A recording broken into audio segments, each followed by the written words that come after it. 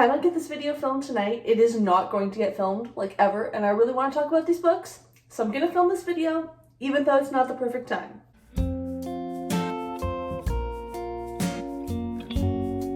Hi everyone, Rosie here. Welcome or welcome back to my channel. I come to you standing awkwardly in my kitchen because it's the only place with anything resembling decent light, because the books are more important than the lighting. The first book I want to talk about today is Jazz by Toni Morrison. I'm going to start by reading the description. This is a passionate, profound story of love and obsession that brings us back and forth in time as a narrative is assembled from the emotions, hopes, fears, and deep realities of Black urban life. In the winter of 1926, when everybody everywhere sees nothing but good things ahead, Joe Trace, middle-aged door-to-door salesman of Cleopatra beauty products, shoots his teenage lover to death. At the funeral, Joe's wife, Violet, attacks the girl's corpse.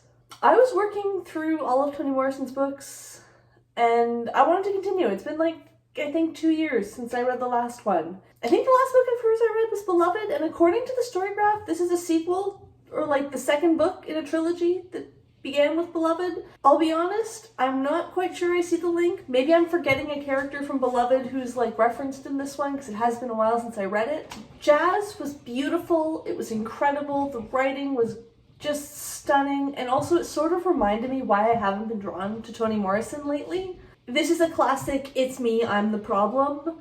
I'm not reading with the focus, concentration, analytical thinking, whatever it is that I would need to properly appreciate this book and Morrison's writing in general, I think. I was honestly pretty confused for a lot of this book. Like, the writing is stunning, the imagery, beautiful, fantastic, but like, who is this?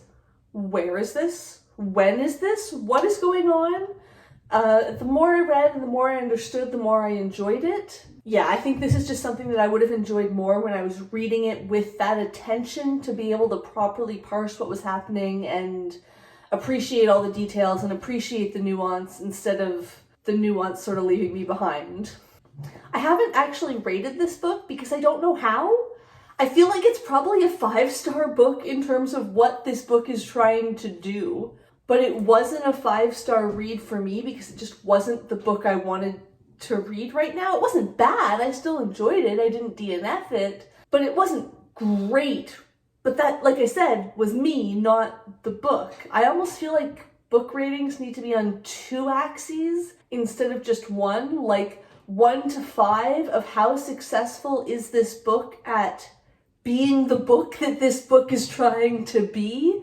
And then also 1 to 5 of how much did I, the reader, personally enjoy this book at this point in time.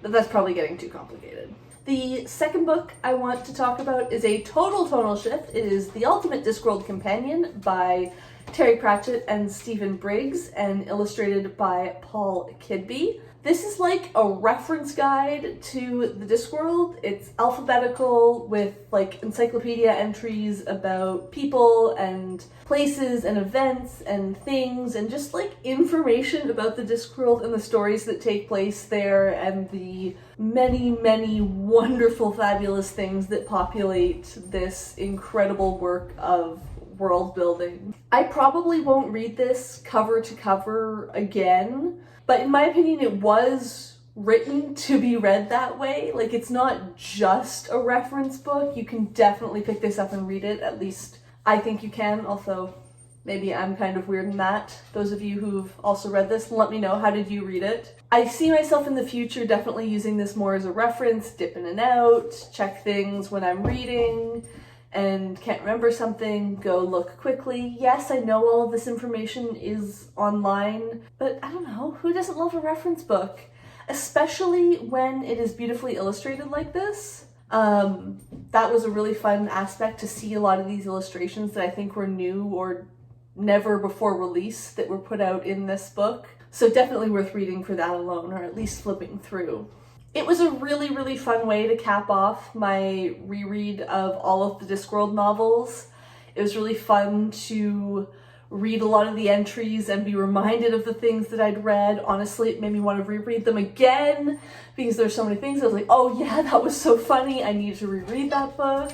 And honestly, most excitingly, it reminded me of all of the Discworld adjacent content that is out there. There's the 4 Science of Discworld novels. I think I've read the first, but I've never read the other 3. There's all sorts of like almanacs and a cookbook and just like so much cool stuff that I've actually not really read much of at all. And after reading this, I'm really excited to collect the rest of the Discworld material and read all of that as well, not just the novels. So always more to look forward to on that front. Part of this not being the perfect time for this video is that I don't really have any succinct or interesting way to wrap this up, just to say that I read those 2 books recently. I enjoyed them. I wanted to tell you about them, and if you have read either of these, let me know down below in the comments what you thought. Thank you so much for watching. If you liked this video, make sure you hit the like button, and if you'd like to see more of my videos, make sure you hit subscribe.